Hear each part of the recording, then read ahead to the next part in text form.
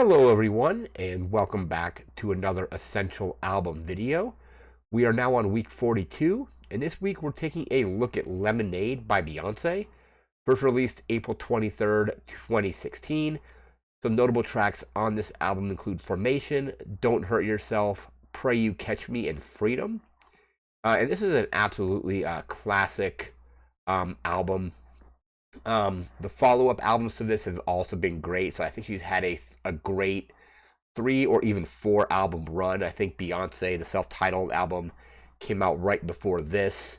Then she put out Lemonade. A few years after that, we got Renaissance, and then after that, we got Cowboy Carter. That's her most recent. And I'm really interested to see what she does for whatever Act 3 is going to be, because we've gotten Act 1 was Renaissance, Act 2 being Cowboy Carter, and then Act 3, the upcoming one, whenever that gets recorded.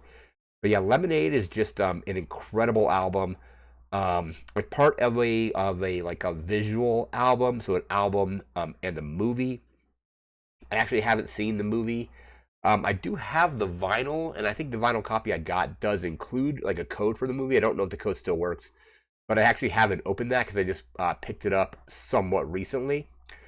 But I'm interested to take a look at that movie at some point. But this video, we're just talking about the album.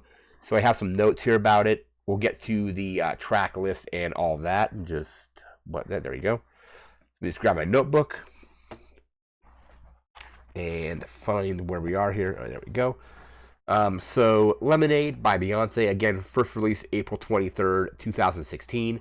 This is the sixth studio album from Beyonce. Like I said, following up her self-titled album, Beyonce. Then we got Lemonade, Renaissance, Cowboy Carter. Multiple genres kind of at work here.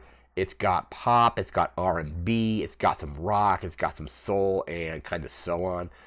Just multiple genres, like some synth pop as well. Just a really kind of eclectic mix of different genres on this album. The album essentially covers a lot of issues with her issues or problems with Jay-Z's like infidelity, which I believe, like at least in 2014, the kind of viral moment that video of Beyonce's sister hitting Jay-Z in an elevator. I think it was at the Met Gala from that year. But yeah, that video of her sister just laying into Jay-Z in that elevator pretty much went viral. And then a couple years after that, maybe not quite 2 years, like a year and a half or whatever it was, later we got the album.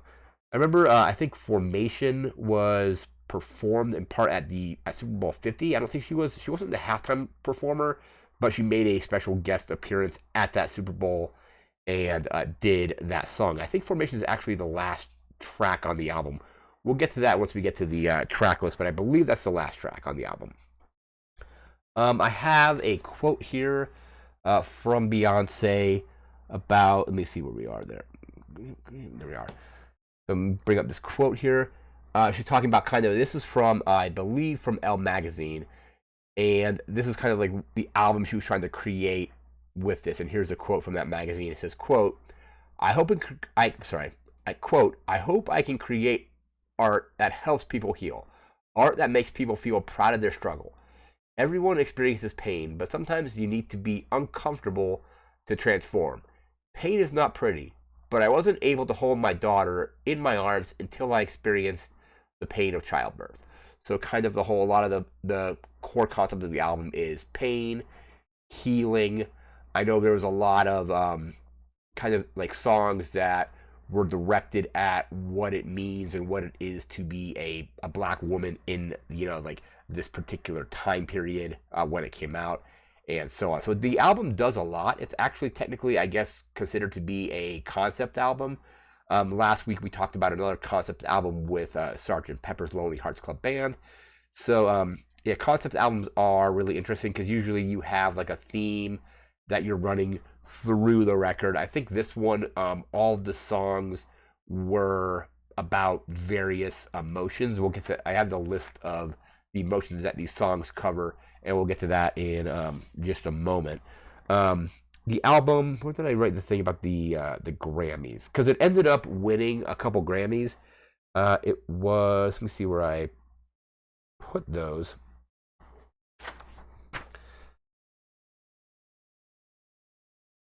Okay, yeah. So that quote, and then ended up winning two Grammys in I believe 2017's awards because it came out in 2016. So it came out before the cutoff, so it would have been I believe 2017.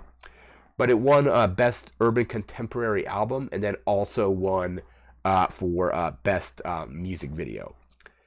Like I said, each song, um, I think they recorded it across like 11 or a bunch of different studios, and each song had a specific emotion. And Beyonce actually used what did I write down here? Mood boards in the studios to kind of like demonstrate what each of the songs they were working on was supposed to represent. So let me actually bring up the different emotions here that were used. So the emotions that she was pulling from to inspire each of these songs was, and some of these are more like feelings, emotions, not necessarily all just emotions, but one of them is intuition, denial, anger, apathy, emptiness, accountability, reformation, forgiveness, um, resurrection, hope, and redemption. So those are the kind of like through lines throughout the album going forward. So like each song represents one of those different emotions or like moods, whatever you want to go with on those. I think anger is definitely on what was the song "Don't Hurt Yourself." One of my favorite songs on the album because that's the song where she absolutely just kind of lays into Jay-Z. It's a classic. So those are the emotions. There's various guest vocalists that appear on this, such as Kendrick Lamar, The Weeknd, Jack White, and James Blake. And the album came out to just various critical acclaim, rave reviews. It's shown up on a lot of like greatest albums of all time lists and stuff like that. Let me just pull up our reviews here. All Music has the album looks like at a 4.5 out of 5. The Daily Telegraph has it at a 4 out of 5. Entertainment Weekly has it at an A plus. The Guardian has it at a 4 out of 5. The Independent giving it a 5 out of 5. NME coming in with a 4 out of 5. An 8.5 out of 10 from Pitchfork. Rolling Stone with a 5 out of 5. Spin with a 9 out of 10. And Vice with an A minus. So overall, just pretty good reviews. Metacritic has it at a 92 out of 100. That's kind of an aggregate score, so that's very, very good as well. Those are the reviews. Now we're going to jump into our track listing here. Let me just drop this up here. So the album, 12 tracks total, coming in at 45 minutes and 45 seconds. The perfect kind of length for an album, like I've discussed. Like I love albums that are between 35 and 45 minutes because I can usually get through those albums on like a commute to work or a walk or whatever I'm doing. Anyway, we're gonna start up here with track 1. We have "Pray You Catch Me." Track 2 is "Hold Up." Track 3 is "Don't Hurt Yourself," and that features Jack White. That's a great track because that's where she, like I said, absolutely just lays into Jay-Z, and that's an absolute classic. Might be one of my favorite songs on the album. Like that and probably "Freedom" are my like two favorites. But yeah, that's track 3. Into track 4 we have "Sorry." Track 5 is 6 Inch, which features The Weeknd, so another guest vocalist there. Track 6 is Daddy Lessons. Track 7 is Love Drought. And then we move into track 8 with Sandcastles. After that, we have track 9, which is Forward, which features James Blake. Track 10, we have Freedom, featuring Kendrick Lamar. Another one of the probably best songs on the album. It's got the line of like a winner doesn't give up on herself or it's something like that, and that is like Beyonce's vocals on that song are just incredibly impressive.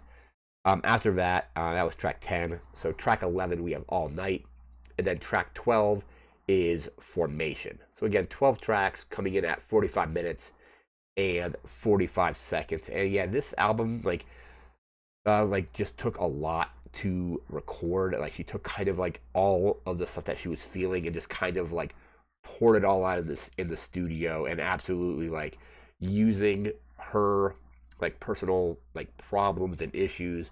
Like they say, if life gives you lemons, and make lemonade. Absolutely love the artwork on this as well. Like you could tell, like just like from they kind of say like a picture tells 1,000 words, and this one looks like she is just like like leaning against this car, um, contemplating, probably being like upset or angry. And absolutely just love that. You don't actually even see her face on the cover. It's just like she's leaning against that car. It looks like being, I think, like very contemplative. Absolutely love the album cover of this one as well.